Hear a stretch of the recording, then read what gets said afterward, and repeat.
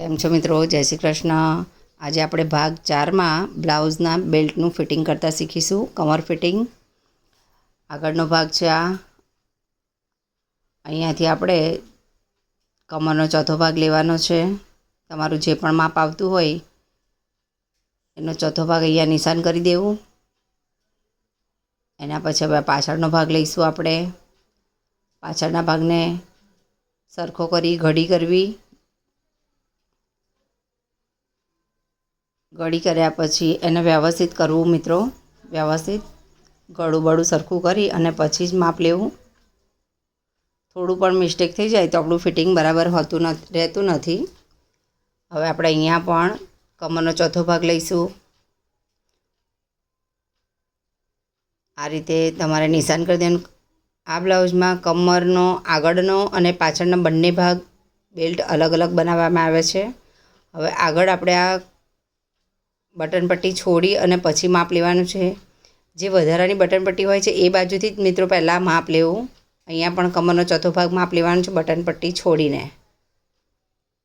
એ ખાસ યાદ રાખવાનું છે. જે વધારાની એક્સ્ટ્રા આપણે બટન પટ્ટી લઈએ છીએ, જેને આપણે આઈ પટ્ટી કહીએ છીએ અને જેમાં બટન લાગે છે. હવે આપણે બાયમાં મોરીનો બીજો ભાગ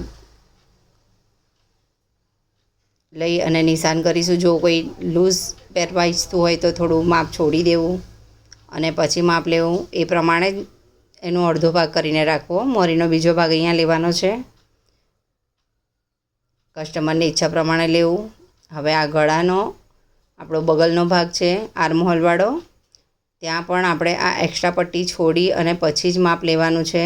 અહીંયા લેવાનું છે છાતીનો ચોથો ભાગ વત્તા અડધો ઇંચ.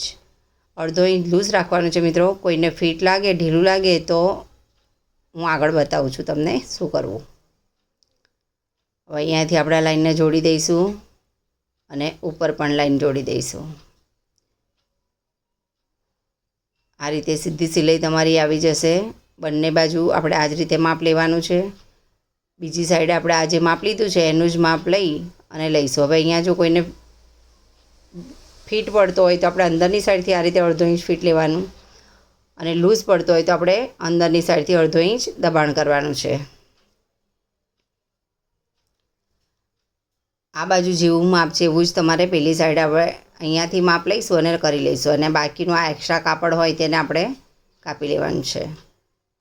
જે નિશાન ઉપર કર્યા છે એ જ નિશાન આપણે નીચે પણ લઈ લેવાના છે, જેથી તમારું ફિટિંગ વ્યવસ્થિત થશે મિત્રો.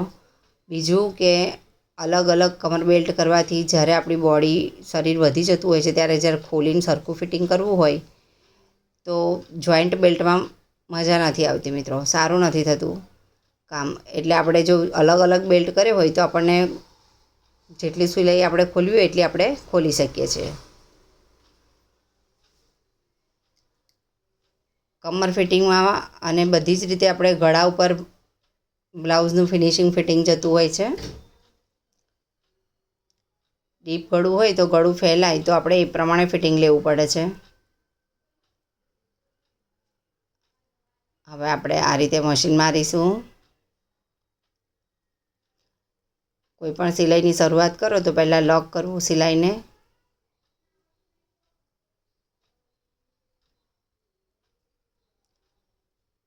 ઝીણી ઝીણી વસ્તુ ખાસ ધ્યાનમાં લેવાની હોય છે. બસ આ જ રીતે તમારે મશીન જવા દેવાનું છે. હવે આપણી જ્યાં લાઈન છે આ બે લાઈન મેં તમને જે બતાવી હતી કે લૂઝ પડે તો આપણે અંદર માપ લેવાનું છે, ફિટ હોય તો બહાર લેવાનું છે. પણ ત્યારે તમે સીવો છો ત્યારે તમારે વચ્ચે જ સિલાઈ મારવાની છે. જ્યારે કસ્ટમર એમ કે ભાઈ મને આર્મહોલમાંથી ફિટ પડે છે, લૂઝ પડે છે, ત્યારે જ તમારે એ કામ કરવું. આપણા નીચેના ભાગની સિલાઈનો ભાગ પણ ઉપર જવો જોઈએ. સેન્ટર આપણે મેળવવાનું છે આવી રીતે અને પછી જ આગળ સિલાઈ કરવાની છે. સોયને સેન્ટર પર રોકો. જ્યારે પણ તમારે મશીન રોકવાનું થાય ત્યારે તમારે કાપડમાં જ સોયને રાખવાની છે.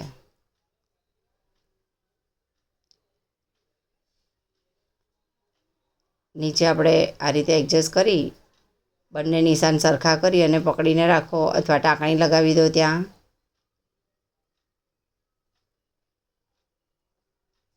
તમને ફાવે તો તમે પકડીને જ કરી શકો છો.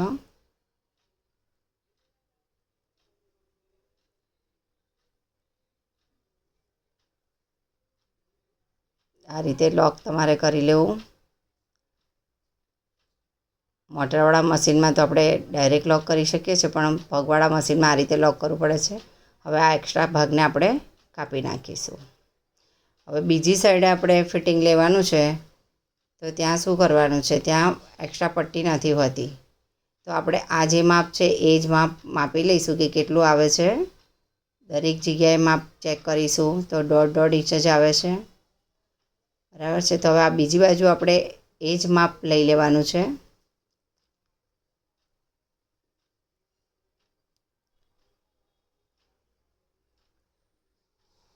મોટો ભાગ છોડી દઈ નાના ભાગને જ આપણે ધ્યાનમાં લઈને માપ લેવાનું છે.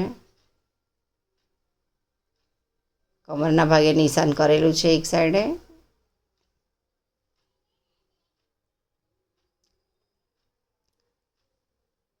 મિત્રો, બ્લાઉઝની અંદર બ્લાઉઝનું ફિટિંગ જે હોય છે એ ખૂબ મહત્ત્વની વસ્તુ હોય છે. આખો બ્લાઉઝ આપણે કમ્પ્લીટ સીવી દઈએ, જો પણ ફિટિંગ બરાબર ન હોય તો કસ્ટમરને પણ પહેરવાની મજા નથી આવતી અને વારે વારે આપણે પણ એમાં ડિસ્ટર્બ થવું પડતું હોય છે.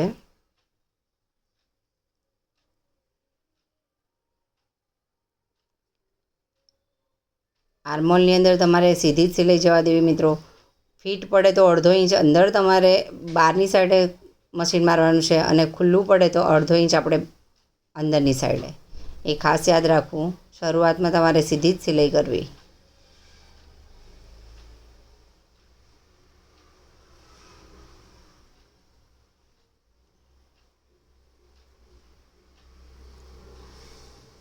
આ રીતે તમારી સિલાઈ ફિટિંગની કમ્પ્લીટ થાય છે.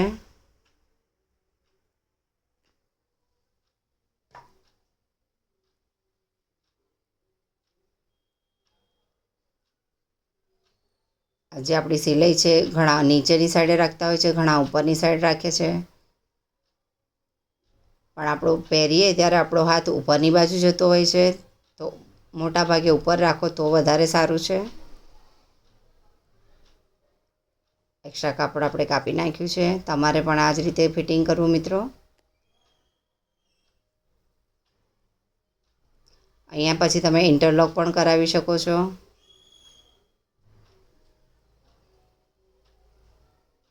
જય શ્રી કૃષ્ણ મિત્રો. બીજા વિડીયોમાં ફરીથી મળીશું.